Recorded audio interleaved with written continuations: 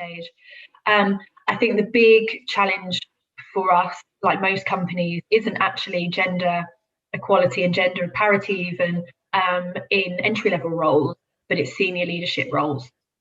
And so what we are doing is twofold. The first is making sure that every leader has inclusion training, so that, you know, when they are now leading, they're leading in a way that brings in those diverse voices. That's really key. So we're breaking down that culture. And then the second is making sure that we are really championing, you know, future female leaders to help them to get into roles, you know, senior leadership roles in the future. So, for example, a couple of years ago, we started our returners program, and that is open to anybody.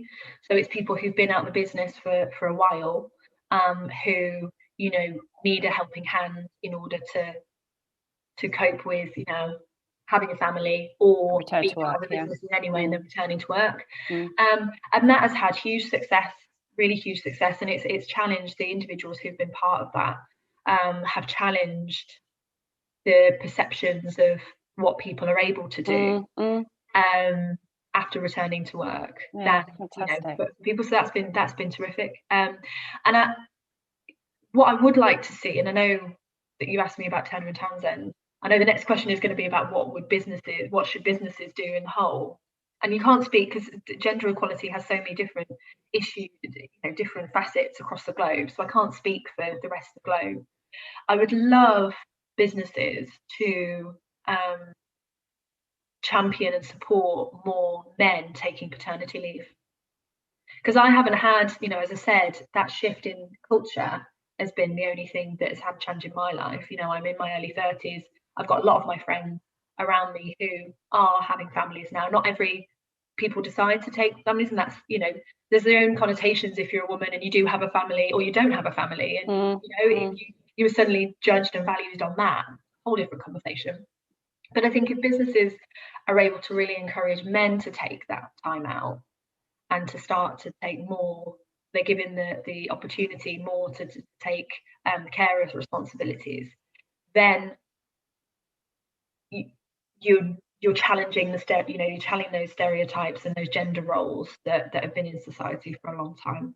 Well, it's about experience, isn't it? You know, there are challenges in the workplace. There are challenges about being a parent, and so you know, sharing that load and businesses encouraging both parents to embrace that, and is I think only a good thing.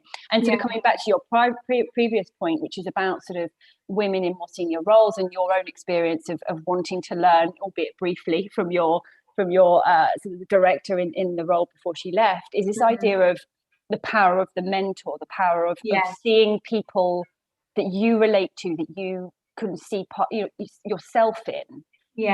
Gives confidence and gives license for perhaps a shift in ambition, or a shift in sort of just thinking this is possible. And it's a very simple point, but something I have personally seen in my own sort of career. I know it's not about me, it's about you, but you know, when you see people like yourself doing incredibly well, it just sort of kind of boosts you and think, well, hang on a second, if they can do it, I can do it.